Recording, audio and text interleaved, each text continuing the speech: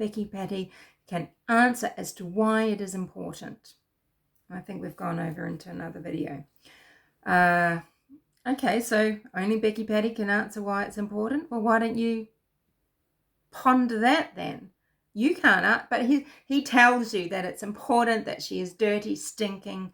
She's playing a dirty, stinking, rotten game. He says in one breath, only Becky Patty knows. And then the other breath, he tells his audience, her fingers are in the pie, caught out doing something she shouldn't.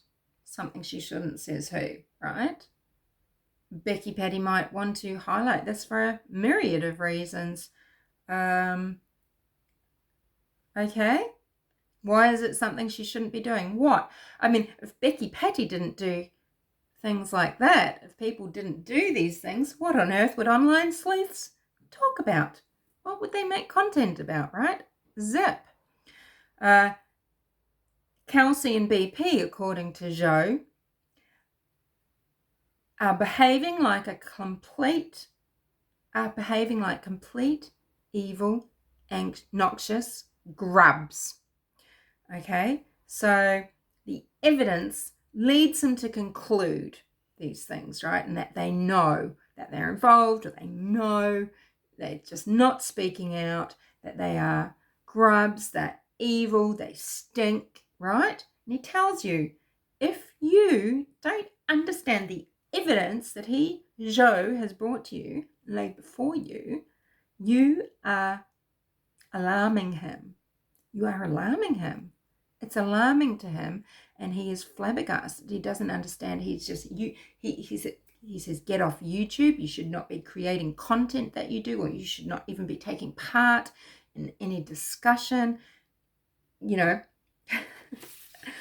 should not be doing the channel content. You're in the wrong game, okay? You're in the wrong game. You're gullible.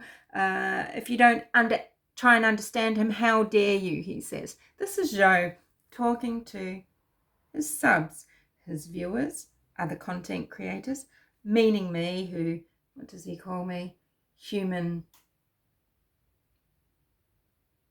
excrement or something. I don't know, whatever. So, because I'm calling him out, I'm calling him on his shit. This is a man that is so he thinks he knows everything. He doesn't see that he is so emotional, and he's latching on to things. He latched on to Ron Logan initially, as a lot of people do. We've all questioned, oh gosh, doesn't it look like Ron Logan? But as you learn more, you know the whole story about Ron Logan. You also know it doesn't look like him on the bridge. According to Joe, at first it looks like Ron, it sounds like Ron, therefore it is Ron. And if you don't understand that and take his evidence, because he's studied it, then there's something wrong with you. You're useless. And then it moved on to, because of the discussion that Ron had, he was interviewed by Katie, Ms. Fucking Wonderful, and another creator. It seems that he was listening to audio though, not watching video, but I know that those two women went out to Delphi and they spoke with Ron, and it was a fabulous interview. Anyway, the women in the audio are talking about going to the bridge, how they were frightened on it and sort of crawled back, and they talk about the location of where the girls were found and how wild it is, and does it just blow his mind that they were there? Does he see how, does he think it would have been really difficult or really easy to put these girls there? It was such a wild location, right? And Ron states a belief that many, many people hold, right? This isn't just him saying something for a nefarious reason. He's just saying something that a lot of people believe. He says to the woman, don't be afraid out at the bridge anymore. This guy's long gone. It's not going to happen again here. Joe says that if you can't see that means Ron Logan is guilty, you're an idiot. And then in the next breath, he's saying, because of where the girls were found on Ron's land, he says it means that Ron Logan knows, or what is it?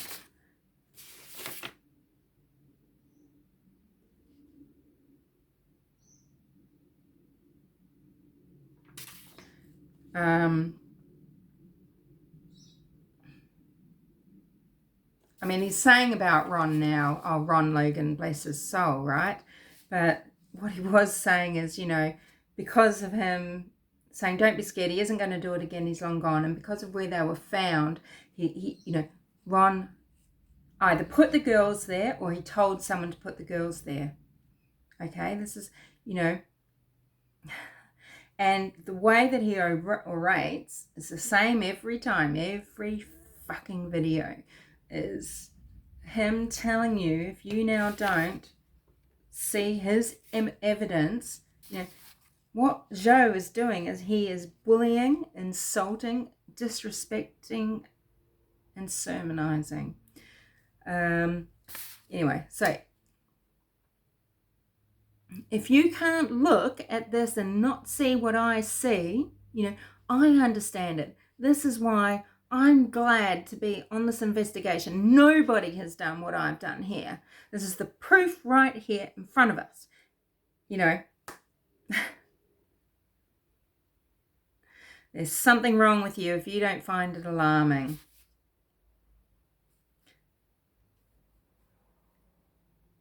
You know, when Ron might say he was surprised, because Katie, I think it's Katie and the other creator are saying, you know, what about it being on your land? And he's like, yeah, I was surprised, right? Because for them to be placed there, yeah, it's pretty full on. It's a tricky spot. It would blow your own mind. And, you know, Joe extrapolates that he placed them there or he told someone to place them there. Yeah.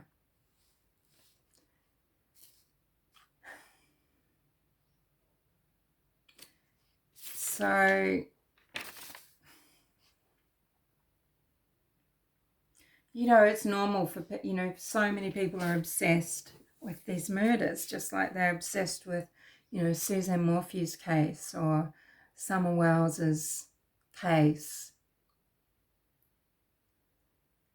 You know, it's interesting, you know, Delphi, yeah, sure, people are going to be connected to one another. If you don't have full insight, you don't really know what it means. They might be connected, but they might not really know each other. They might hate each other. Look at the people surrounding the Wells property and Ben Hill Road. So many connections, right? Neighbours, people in the area, all connected to Don Wells. They fucking hate each other. They're not all hanging out. They're not all conspiring, right? This is another thing, Joe, right? He puts out now his contact, Alan, and his contacts in Delphi. Oh, it's all about the land. Now he's on to the land grab, right? But, you know, Joe, what about negative gearing on a mortgage? What about Ron Logan going into prison or jail, and so therefore not being someone living on his land when he's got a negative geared mortgage? The terms of a negatively geared mortgage are that you've got to be living on the property, right? Eventually, Joe will find this video where a person comes up with these facts and he'll change his tune again. But don't worry, only Joe has the evidence. Only Joe understands. And he is telling, it is laid out for you. And if you don't believe him, it's alarming to him. Everything. Joe is in a perpetual state of being alarmed. This is a deep concern. I mean, it's a deep concern.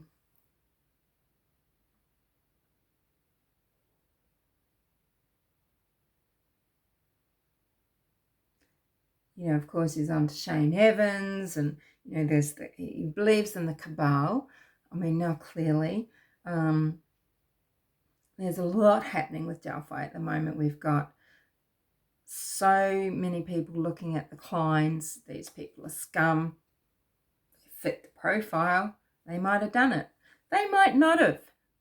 You don't have to believe they've done it to look at them and to want to investigate them, right? Because this is part of not having tunnel vision. This is part of being open and finding fact, being able to rule things out and rule things in. And it's natural, whatever you think of the murder sheet, to do it. Is it a distraction? Very well, maybe.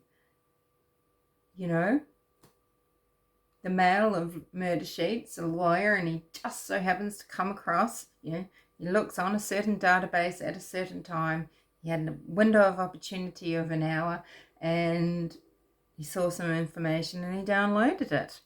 And then he says he contacted the authorities and they didn't answer. So he took the answer as the go-ahead to be able to release this information all about the clients. And then subsequently they interviewed people surrounding Tony and Keegan Kline. And, you know, it's all very interesting. Is it smoke and mirrors? Well, we don't know. But what are the facts?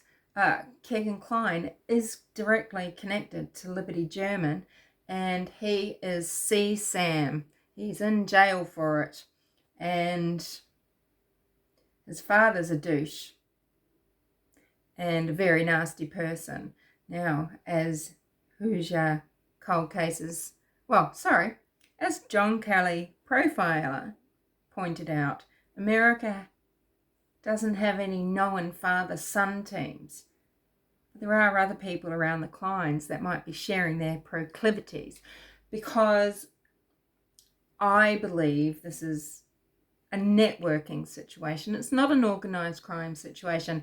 Personally, I don't think that Keegan Kline was making any type of real money out of CSAM. I don't think Jerry Kline was either, but I think they enjoyed materials and they made it available to other people. This is what we know of how pedophiles, pederasts work when it comes to CP. They are producing it themselves with people that are at their disposal, so to speak. They predate on people in their periphery and they put themselves in the position where they have contact, or it's someone in their family, etc. And they produce their own material. This movie idea about organised sex trafficking being this organised crime group that operates in an organised way and where they produce certain materials on demand, and you know, it's all like it's this big production, it's this big business. I mean, sure, that might happen sometimes, right? Where there are some very depraved people around. We know the dark and deep webs exist. However, it's not the reality. It's not the reality for the most part. You know, trafficking is a domestic issue, and, you know, it's not that. And children are being trafficked whilst never leaving their own home, okay? They're being abused in their own rooms, or, you know, in their own back garden when they're being photographed naked while they're just innocently swimming. You know, CP can be anything. It just depends on what the individual finds erotic. So, you know, if someone's got one or two photos of something, well, that's nothing to maybe be concerned about. If there's 1,000 photos of one type of thing, then that's erotica.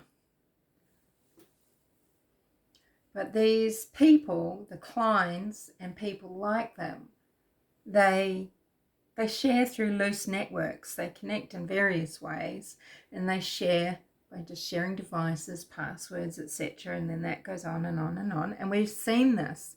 We know this is truth. But, you know, you've got people like Joe will be having every Tom, Dick and Harry involved in the death of Abby and Libby. Maybe they were filming it.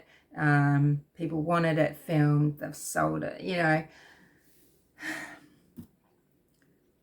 Just because, and I've said this so many times in the past, the trafficking and the murders can, see, this is the confounding. This is the confounding evidence that I was talking about. They can exist, they can be intertwined, but they can have nothing to do with each other when it comes to the outcome, when it comes to the truth and the outcome. So there can be there can be CSAM, there can be Libby involved with that through a catfish, and that catfish can be Keegan Klein, and he could be, you know, hey, SE, maybe he knows the clients because he's into that sort of thing. Doesn't mean there's anything to do with the murders. When you reach those conclusions, okay, you are making leaps in logic, and you are not evaluating the situation in the prescribed way that produces fact. And when you sermonize to people telling that you are laying out fact and that they are fools if they don't get caught along in your slipstream whilst you traverse the quagmire that is Delphi murders, you are being either, you're just being mischievous or stupid, arrogant, misguided. What is it? What is it? But you certainly need to be looking in that shattered mirror and assessing your content. Don't tell other people that they have no right to be in this game, okay? You need to look in the mirror, Joe, because you're just coming across as crazy.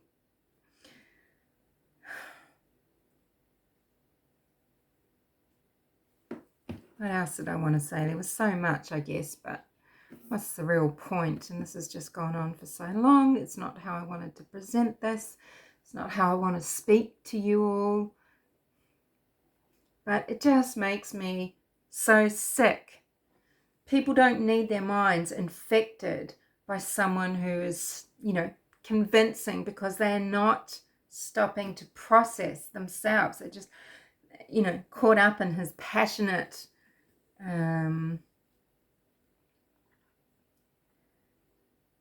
delivery, I guess. But it's, you know, he, you know, just assess it, examine it,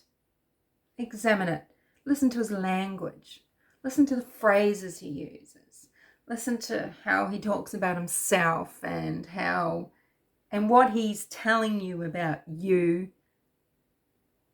Think of his attitude, think of what he's trying to achieve, and go back. I pained me to do it.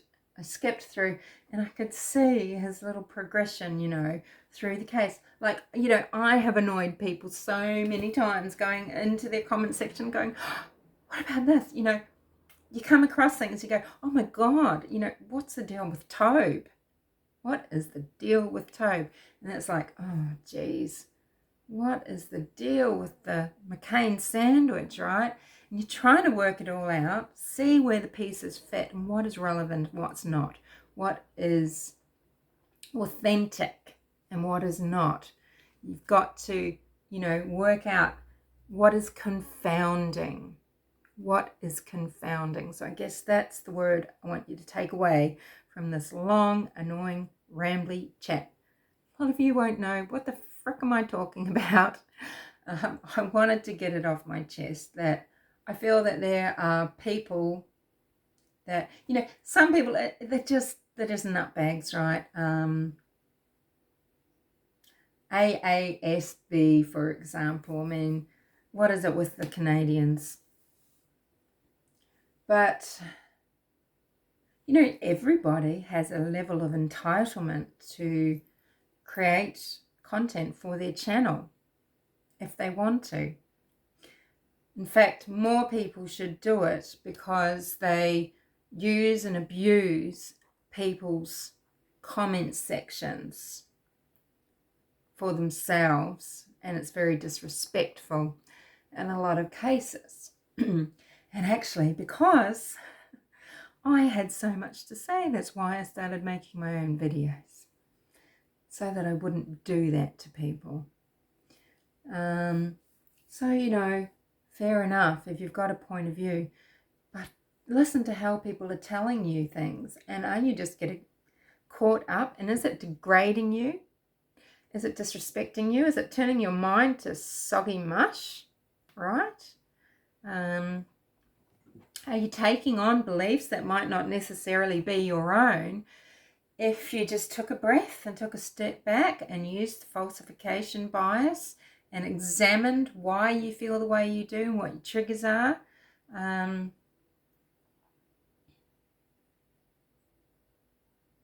yeah. Look at everything going down in the Morphew case, in the Delphi case, and you realize there can be as many views and confirmation bias views as there are people, right? But it's very easy to get drawn along with someone and believe their conclusions, take on their conclusions as your own. It doesn't mean that what they're presenting to you isn't relevant or valid. For example, I thought, wow, that's a great catch, Joe, to see what happened with Becky Patty. Noticing Promise Not to Tell book being highlighted to him. So she wanted that out there. She wanted to send a message, did she? This is possible. But what and to whom? And if you can't work through, if you refuse to work through variables of what that reason might be, then you are exercising confirmation bias. You're never going to reach the truth. You might, doesn't mean that you haven't just struck on the truth anyway, but if you haven't run it through a filter and you're taking people along with you, then you are influencing people in a ingenuous way. So we all see what you see, Joe. We all know that people in power make deals and they're there for themselves, or, not all of them, but we know that there's corruption. We see what people's desires and wants are. If Ron Logan was to lose his land because it was a plan to get him off the land and to be breaking the terms of his negatively geared mortgage, people had 18 months to take that land while he was in jail, right? And he got out and he returned to his property. So, fail. So, you're saying 2 girls were murdered, placed on that land, Ron lured away so that he gets arrested for alcohol and drinking charges and put in jail as an old man. Not just fined, but put away for a reason. I wonder why, right? Now there might be a lot of reasons. Why be hardcore on Ron Logan when it's speculated that Derek German does exactly the same thing? driving around without a license. He's driving minor children around. He's going and at the beck and call of Becky Patty for her business.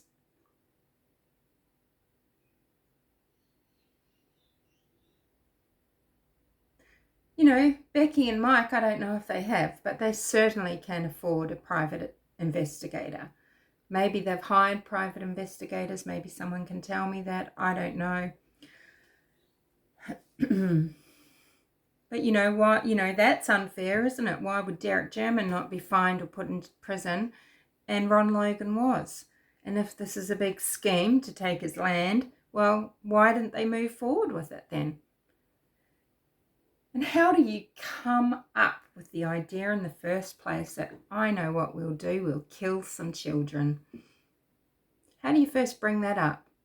It's the offer you can't refuse, isn't it? And I've already spoken about that. So then if you're not with them, you're against them, and you might be the body that's placed on Ron Logan's land. Just because something might be a possibility doesn't mean it's the truth. And you're not privy to all the information, no matter how much you can learn. You know, it's my opinion that Libby and Abby were killed by people that, or a person that, if they aren't already a serial killer,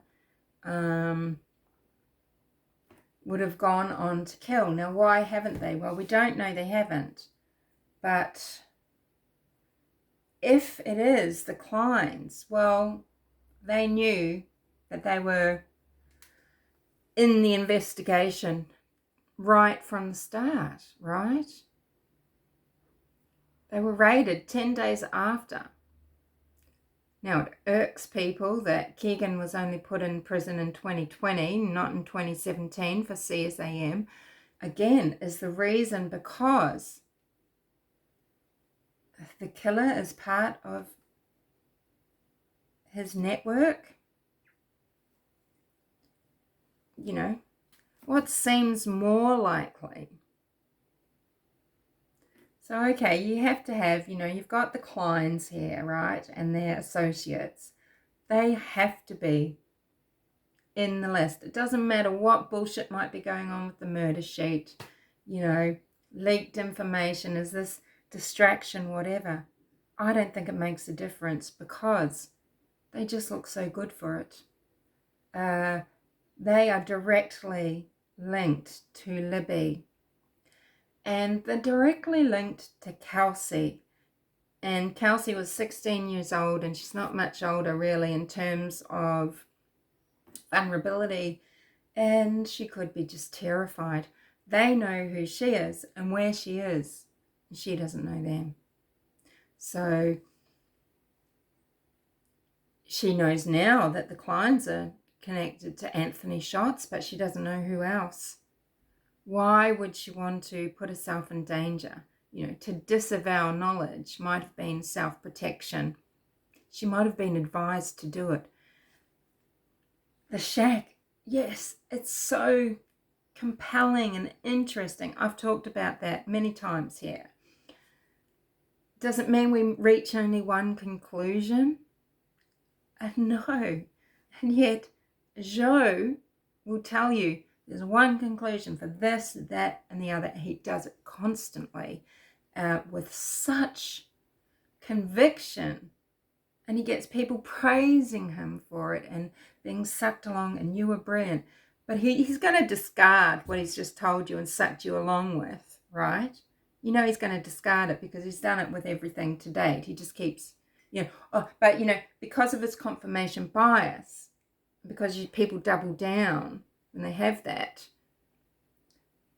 he's keeping them sort of in there, in the loop. You know, it's the cabal just keeps getting bigger and bigger, right? What was I saying? You know, we can see all the interesting, scary aspects, right? We see how awkward Kelsey is. We're listening to what she's saying. There's more than one explanation for it. We know, you know, People can be felons. People can be drug addicts and be the victims of crime. People can be loopy, unreliable, incoherent, and be victims of crime. People can be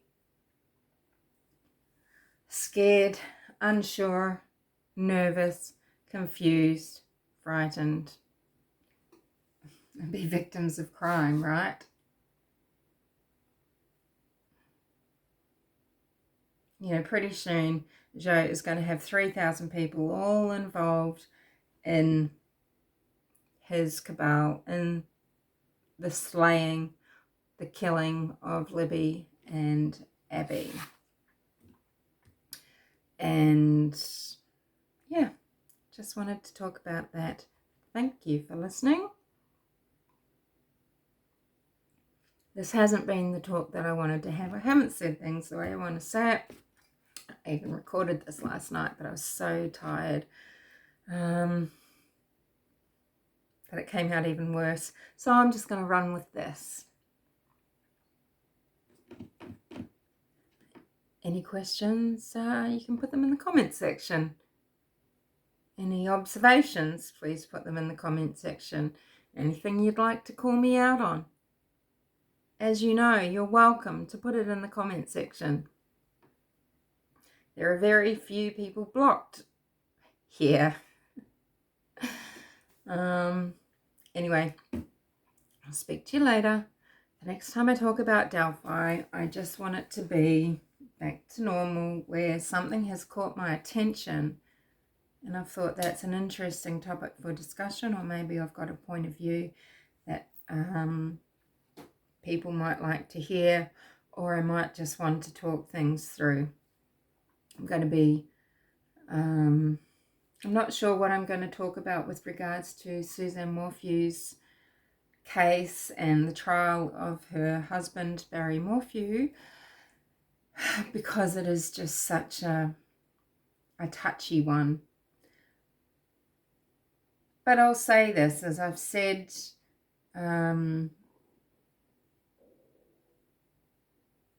elsewhere, you know, there's the expression that the fish rots from the head.